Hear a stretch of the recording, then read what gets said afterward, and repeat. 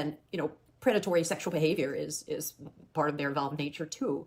But, for all along, we have had norms in place, which have worked imperfectly, of course, of gentlemanliness, of, Judeo-Christian norms about monogamy and marriage and what it means to be a good husband, and a prescription on physical violence. I mean, all of this stuff is considered aberrational, not quote unquote acceptable. Once again, it doesn't always get tamed.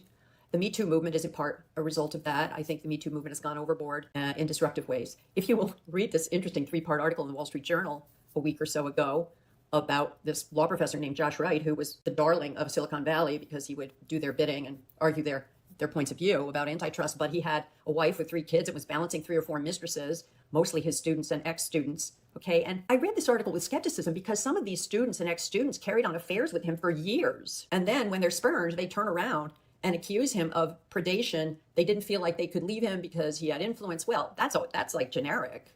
I mean, men can hurt you if you piss them off in a romantic relationship. There's some bad faith there in these women turning around and accusing this guy and trying to get him into trouble.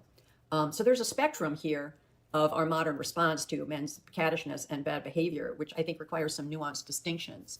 But, shifting over to the female side, I think we need to hold some lines there and make some distinctions. And I don't see them being made in the academy and in any opinion shaping institution, frankly. I mean, female priorities is such an important part of wokeness, and it spills over into minority priorities, right? Because they want inclusion and belonging. They want to feel good. That means feeling good at all times and never hearing any criticism of them. It's really gotten to that point. I'm telling you, criticism is hurtful. Women say, oh, philosophy colloquia, where people duke it out and it can be really harsh. I've participated in such. Oh, that we have to get rid of that. We have to get rid of, no holds barred, pull no punches, criticism, and social commentary. That goes too far. On both sides, I think the solutions are worse than the disease.